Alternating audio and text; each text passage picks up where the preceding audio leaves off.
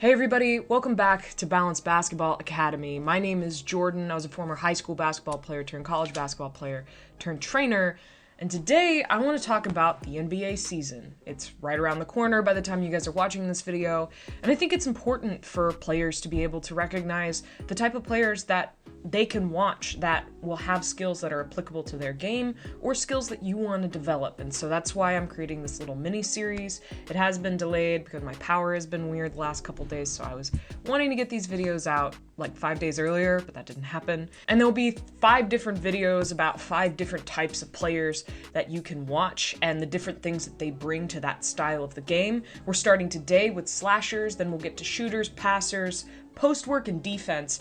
And after that, that's all I have for you, but each video will break down 3 different players that I think really embody the best aspects of that game and why you should watch them specifically for why they are good at that individual skill. This is not to imply that they're not good at other things. You're, for example, not going to see Steph Curry in the slashing video, but that doesn't mean that you can't watch him for his ability to get to the rim. So bear in mind that these are a little cherry-picked for the strengths of the player more so than the complete player themselves. But I think it's a great way to compartmentalize who to watch for certain bits of film that you're looking for to improve your game, because watching film makes you better.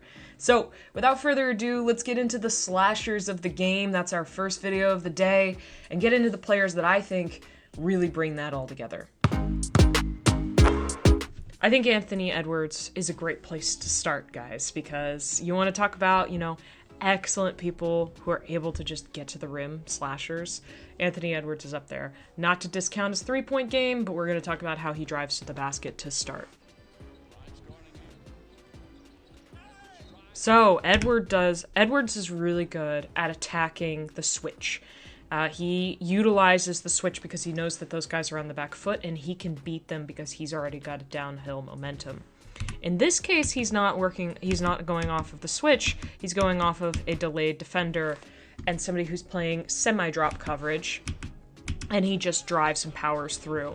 Here, we got a nice switch, and this is what he does. So he goes right at the defender. So he gets his shoulder low, right to the hip of that Spurs defender. I cannot identify who that is. I'm sorry. And he just goes straight at the drop coverage. He's a good enough shooter that he doesn't have very deep drop coverage, like we saw in the Russell Westbrook video that I covered recently, where he'll get really far back drop coverage because they're daring him to shoot. With Anthony Edwards, everybody's a little tighter, but because of that, he's able to drive by people all the faster. One more screen right here. Just goes right at the defender. It's not fair, man.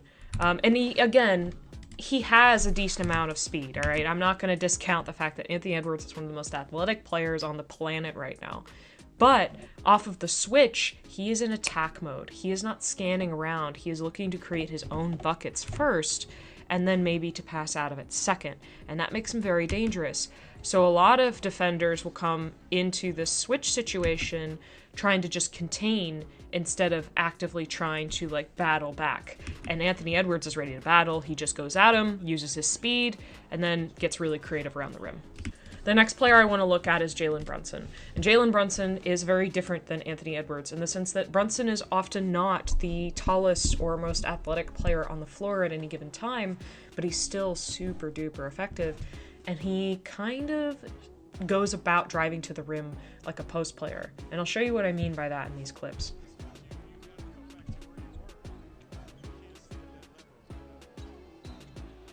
He is a major proponent of the pump fake, and it really works. That's a shot he would take. He gets 2 people to go for it, and he uses that step through. This is a post move, but he's using it as an undersized guard, which is really cool to see. That's another post move.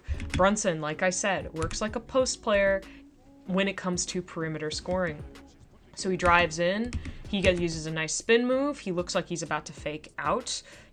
That's a lot of smaller players are going to look to fade away instead of to go into contact, so a defender can anticipate that. Really nice pump fake, and then drives in and gets that floater with the left. Really great stuff. Wonderful stuff with the footwork, completely believable pump fake. He sells that pump fake so well, and then gets that step through, gets that ball high up in the air so it's difficult to block.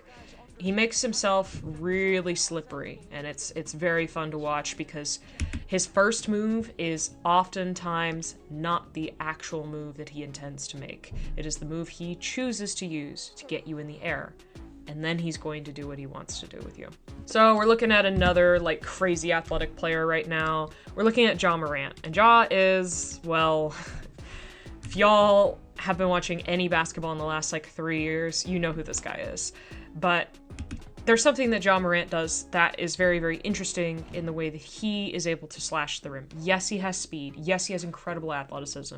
He's an undersized guard considering, like he's 6'2" or 6'3" maybe. He's not, like, again, a massive guard that's driving to the rim that can just dunk on you at any time. But the way that he's able to manipulate himself in the air is something to watch, and something that even players of far less athletic caliber than him, like literally anyone watching this video, can utilize.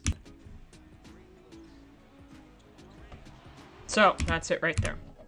Morant, hyper athletic, right? We've established this. Makes that really nice crossover. Now he's got help side coming over.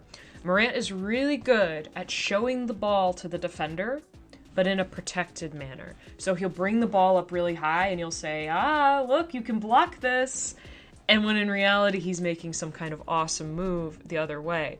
The thing is that he could just finish as is, but he's showing the ball, getting the defender to jump, knowing that when he brings that ball up high, the defender will typically jump sooner than he will, or they might jump at the same time, but he can outlast them and get his shot off as the defender's going down instead of as they're going up.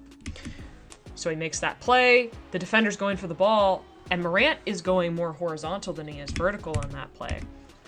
Back up a little bit. Right? Like, he's going forward, and Simmons is caught in the dust, chasing after the ball, literally ball watching.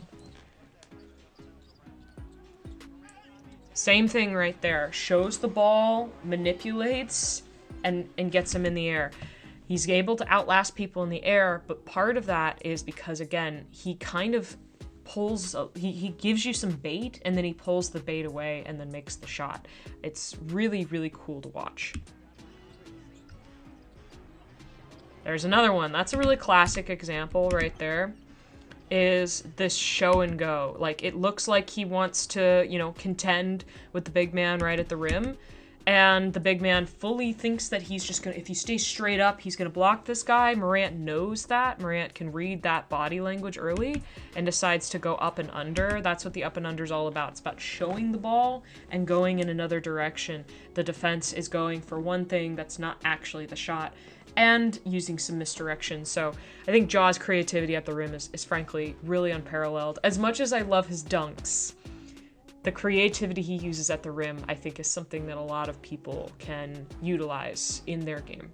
Well, that's all I have for the Slashers video. I hope, again, you guys give those players a watch. I know that those guys are fairly popular, but they all bring different layers to how they're able to get to the rim.